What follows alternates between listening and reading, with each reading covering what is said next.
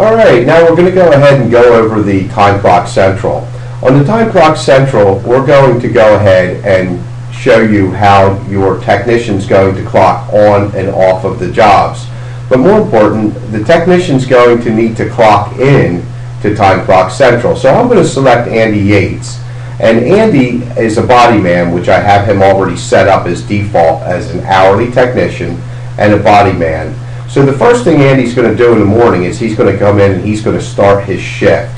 He's got to start his shift so that he's clocked in the morning. So from that time, I'm going to go back and I'm going to select Andy's name. Now here I have show all jobs and then I have work in process. The difference between the two is if you're allocating labor hours to your technician, you would be able to see just the work that you've allocated to him. Most hourly shops don't have allocations to their technicians.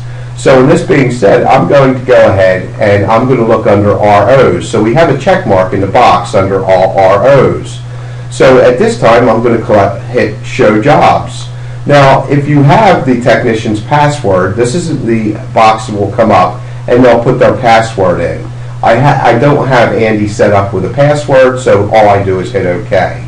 Now, if Andy's working on this particular RO, he's going to click in the field. See the field that's blank and it turns gray? That lets him know what job he's clocked on. So at this time, he's going to go down to the big bar at the bottom and he's going to clock in on the job. Now, if you have the labor select pop-up come up, he's going to clock in as a body technician. If not, it's going to default to body labor because that's what we have Andy under. So I'm going to highlight body anyway, and I'm going to hit OK. Now, there's going to be a box that comes up that says, Andy, do you want to move your vehicle from one department to the other? It's not going to be necessary to move it because he's going to be working on the vehicle. So at that time, all he'll do is hit Next. And then we'll have a pop-up that shows how many hours are available and what we expect his efficiency to be.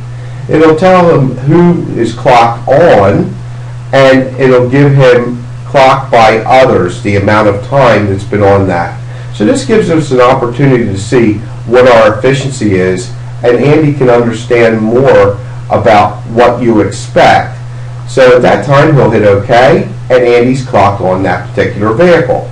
Now, when Andy's done, he's going to come up and he's going to select his name again. At the top, you're going to see it says Tech Status. Andy's going to be able to see what car he's currently clocked on. So he's going to Show Jobs, he's going to give his password, and then he's going to look for the RO. This is the RO. Again, we need to gray out that box. And then Andy's going to come over and he's going to hit Out. So this means he's going to clock off of the job.